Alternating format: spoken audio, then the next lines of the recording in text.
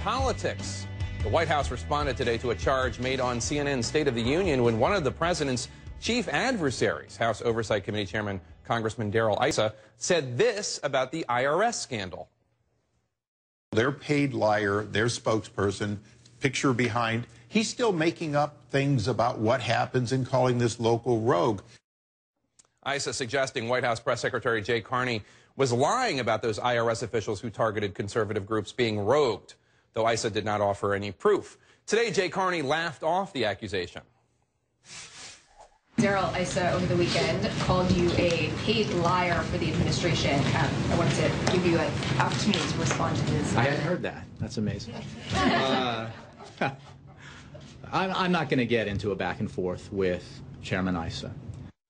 Someone else did not show such restraint. David Plouffe, the unofficial advisor to President Obama, tweeted this about Issa. Strong words from Mr. Grand Theft Auto and suspected arsonist insurance swindler. Plouffe was referring to an incident in 1972 when Issa was 19. Charges against Issa for allegedly stealing a car were later dropped. The arsonist thing refers to an incident in 1982 when Issa's factory burned down under suspicious circumstances. No one was ever charged with anything, and Issa did collect insurance money. 1972, 1982. Why are we even talking about this? Plouffe told me, quote, the credibility and motivation of accusers are valid here. Let's bring in our political panel to talk about it. Kevin Madden, CNN contributor and former senior advisor to Mitt Romney's campaign. Ruth Marcus, columnist for The Washington Post. And Glenn Thrush from Politico. Kevin, conservatives say Democrats bring up these other issues just to change the subject. They call them squirrels because we in the media are so stupid that we just chase after them like dumb dogs looking for, oh, look at that, that's a squirrel. Why is David Plouffe going after Darrell Issa? Well, I think he is trying to offer a distraction. I mean, this is they've done this before. I mean, if you remember during the campaign, they actually insinuated, the president's campaign did insinuate that Mitt Romney was a felon.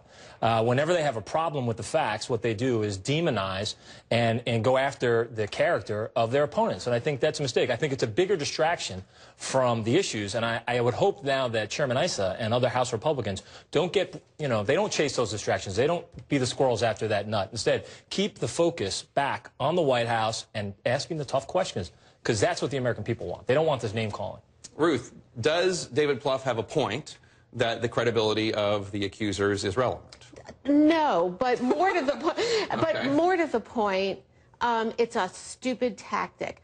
I thought Chairman Issa, who had been doing a pretty good job of holding himself in check and presenting some reasonable hearings, totally crossed the line when he described Jay Carney as a paid liar. And the person who responded correctly to that was Jay Carney, by laughing it off and not getting himself down in the gutter with Darrell Issa.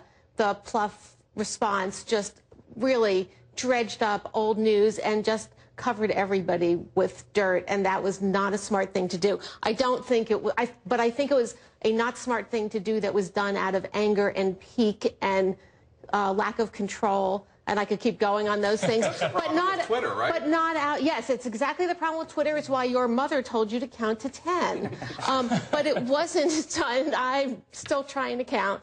But I don't think it was done as an effort to change the subject. They would have been much better off if we had only been talking about Darrell Issa attacking Jay Carney rather than on the one hand and on the other. What do you think, Clark? Well, who hasn't boosted cars when they were 19, Jay? Who among us? I mean, come on. They dropped the charges. These are youthful, what's the word, youthful? They dropped, the charges were dropped. They were fine. But I was 3 years old when that happened. Why even bring it up? Well, look, I think, first of all, what's the line about you never pick a fight with somebody who buys ink by the barrel? Well, it's not all that wise to pick a fight with somebody who has subpoena power. You know, David Plouffe was senior advisor in the White House when a lot of these things went down. I don't understand why the White House or why some of these former Obama advisors are looking to pick all these fights with Issa. They had him where they wanted him on Sunday.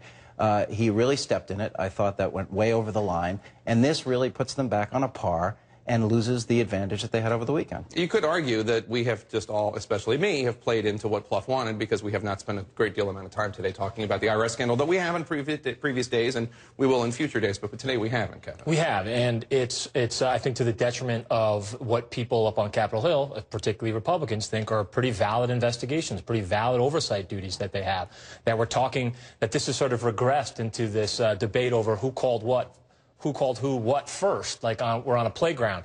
And I think the American people believe that the tougher questions about what happened with this IRS scandal, they need to be asked and answered before we continue with the name calling. And in fact, the acting IRS director in a congressional hearing just a few minutes ago said that the IRS failed the American people by targeting conservative groups in the way they did. Ruth Marcus, Kevin Madden, Glenn Thresh, thank you so much for your time. We'll have you all back again shortly.